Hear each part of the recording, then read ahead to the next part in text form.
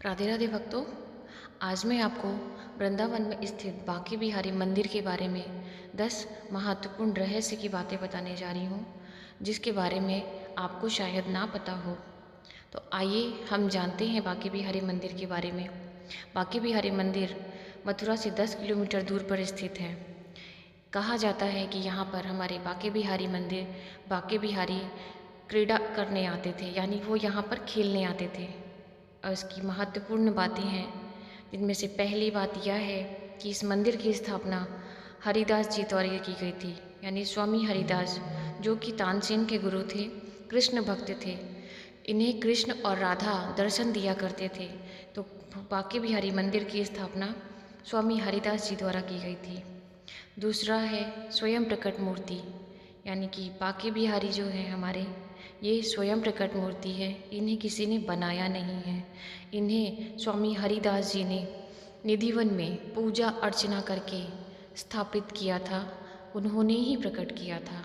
ऐसा कहते हैं कि स्वामी हरिदास जी की प्रेम भाव से मंत्रमुग्ध होकर के हमारे बांके बिहारी स्वयं प्रकट हुए थे। तीसरा है कि निधिवन में होती थी पूजा। ऐसा कहा जाता है कि पहले बांके बिहारी जी की पूजा निधिवन में होती थी। मंदिर का कार्य प्रगति स्थल पे था। मंदिर के बनने के बाद ही बांके बिहारी जी को मंदिर में स्थापित किया गया था और निधिवन से हटके बांके बिहारी जी की पूजा मंदिर में होने लगी।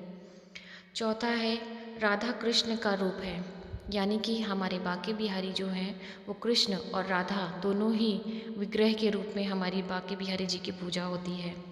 बिहारी जी का आधा श्रृंगार आदमियों की तरह और आधा श्रृंगार औरतों की तरह होता है, यानी बिहारी जी हमारे अर्धनारीश्वर रूप में उनका श्रृंगार और दर्शन होते हैं। पांचवी बात है कि हर 2 मिनट में पर्दा, यानी कि हमारे बांके बिहारी जी प्रेम के भूखे हैं।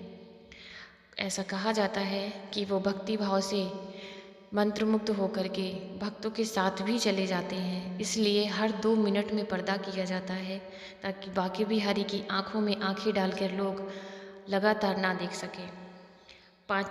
छठी बात है कि आंखें मिलाते हुए पूजा। हमारे बांके बिहारी मंदिर में आंखें बंद करके पूजा नहीं की जाती है। मंदिर में सभी भक्त बांके बिहारी की आंखों में आंखें डाल के पूजा करते हैं और उनके दर्शन स्वरूप को अपनी आँखों में बंद कर लेना चाहते हैं। आँखें ही बांके बिहारी जी के स्वरूप को देखकर ऐसा प्रतीत होता है जैसे बांके बिहारी हमें देख रहे हैं। इसलिए सारे भक्त बांके बिहारी जी की आँखों में आँखें डालकर ही पूजा अर्चना करते हैं। सातवां है बिहार पंचमी प्रकट उत्सव। ऐसा कहा जाता है कि बिहारी जी शीर्ष माह की शुक्ल पक्ष की पंचमी तिथि को निधिवन में विशाखा कुंड से प्रकट हुए थे। यह मूर्ति हमारे स्वामी हरिदास जी द्वारा प्रकट की गई थी और इस दिन को हमें बिहार पंचमी के रूप में मनाया जाता है वृंदावन में। इस दिन बांके बिहारी जी में चरणामृत की जगह पंचामृत बांटा जाता है और वृंदावन में अलग अलग रूपों में यहाँ सारे प्रोग्राम किए जाते हैं। मंगला आरती सिर्फ जन्माष्टमी को होती है, उसके अलावा मंगला आरती नहीं होती है। हमारे बांके बिहारी जी को सुबह सुबह नहीं जगाया जाता है, क्योंकि वो लाला के रूप में है। 9वां है चरण दर्शन। चरण दर्शन हमारे बांके बिहारी जी के सिर्फ और सिर्फ अक्षय तृतीया के दिन होते हैं और चरण दर्शन करने से बिहारी जी सौभाग्य की प्राप्ति के साथ साथ हमारे सारे अक्षय पुण्य की प्राप्ति होती है। ऐसा कहा जाता है कि हमारे बिहारी जी के चरण दर्शन बहुत ही सौभाग्य से प्राप्त होते हैं। 10वां है क्यों कहा जाता है बांके बिहारी।